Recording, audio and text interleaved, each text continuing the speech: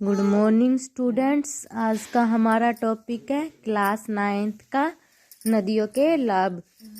हमने पिछली क्लास में किया था जो प्रायद्वीपीय नदियां हैं उनकी जो सहायक नदियां हैं उनके बारे में और झीलों के बारे में, और अब हमारा है नदियों के बारे में।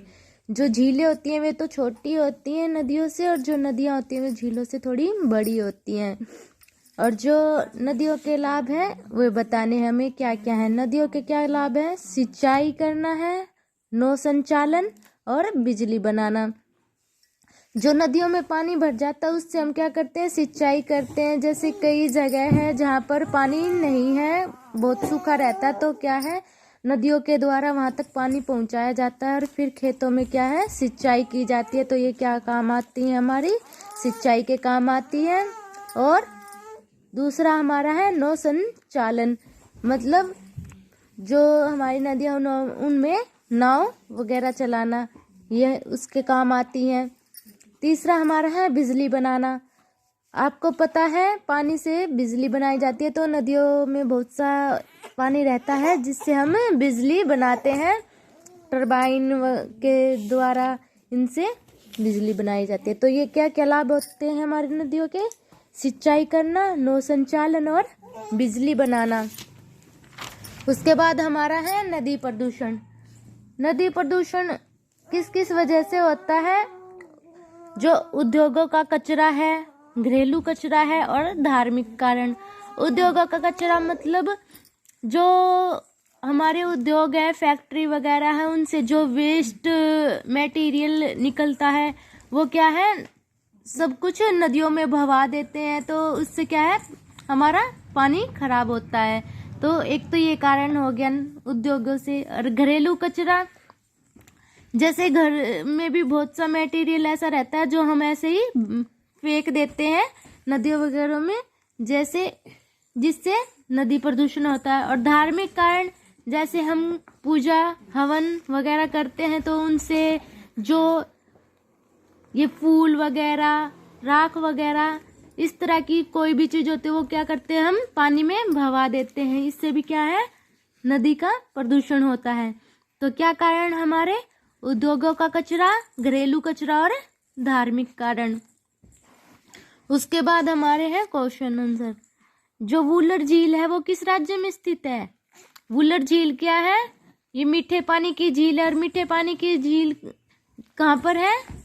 जम्मू कश्मीर में। ठीक है, क्या नाम है? वुलर झील। नर्मदा नदी का उद्गम कहाँ से है? जो नर्मदा नदी है वो कहाँ से स्टार्ट होती है? अमरकंटक से। लवणीय झील का नाम बताओ। लवणीय झील मतलब जो हमारी नमकीन झील है वो कहाँ है? सांभर। सांभर कहाँ? राजस्थान में। ठीक है। भारत की सबसे बड़ी प्रायद्वीपीय नदी कौन सी है? गोदावरी। इसमें क्या पूछा है? भारत की सबसे बड़ी प्रायद्वीपीय नदी पूछा, तो कौन सी है? गोदावरी। और भारत की सबसे बड़ी नदी कौन सी है? वो है गंगा। कौन सी नदी भ्रंश घाटी से होकर बहती है?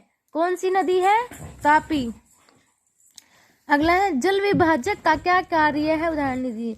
जो जल विभाजक है उसका कार्य बताना है और एक उदाहरण भी देना है। जो जल विभाजक का कार्य वो दो पड़ोसी अपवाद द्रोणियों को एक दूसरे से अलग करता है। ठीक है, उदाहरण के लिए जैसे अंबाला में है, सिंधु और गंगा नदी के बीच में विभाजन का कार्य करता है। भारत में सबसे विशाल द्रोणी नदी कौन सी है? सबसे बड़ी कौन सी है? गंगा।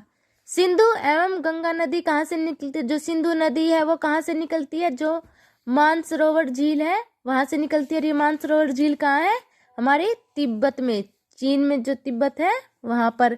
और जो हमारी गंगा नदी है वो कहाँ से निकलती है? गंगोत्री की हिमानी से निकलती है। क्या नाम है? भागीरथी। जो सिंधु नदी और गंगा नदी है उस ये कहाँ से कहाँ तक जाती है? ये जो सिंधु नदी है ये पश्चिम से बहती हुई भारत में लद्दाख में प्रवेश करती है। जो भारत में लद्दाख हिस्सा है वहां से आती है। और यह जो इसका एक भाग है वो क्या बनाती है, एक गार्ज का निर्माण करती है। गार्ज जो पहाड़ों को काटती हुई आती है और क्या बनाती है, एक सुंदर दृश्य बनाती है। मतलब बहुत सुंदर दिखता है वो गार्ज, जिससे वो पहाड़ों को काटती हुई आती है, तो वो देखने योग्य होता है। और जो गंगा नदी है वो क्या है, हमारी अलकनंदा से उत्तराखंड में देवप्रयाग में जाके मिलती है, और हरिद्वार में गंगा पर्वतीय भाग छोड़कर क्या है, मैदानी भागों में प्रवेश करती है। जो फिर हरिद्वार में क्या हो जाती है, गंगा, और फिर वो पर्वतीय भाग में जाकर और मैदानी भागों में फैल जाती है। ठीक है। लंबी धारा होने के बावजूद तिब्बत के क्षेत्रों में ब्रह्मपुत्र में कम गाद क्यों होती है।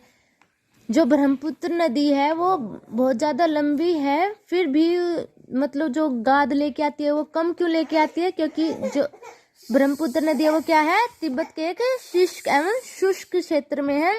मतलब बहुत ठंडा एरिया है और वहां से ये आती है, तो वहां पर इतनी मिट्टी या पत्थर वगैरह नहीं होते हैं, इस वजह से वो अपने साथ कम गाद लेकर आती है। ठीक है।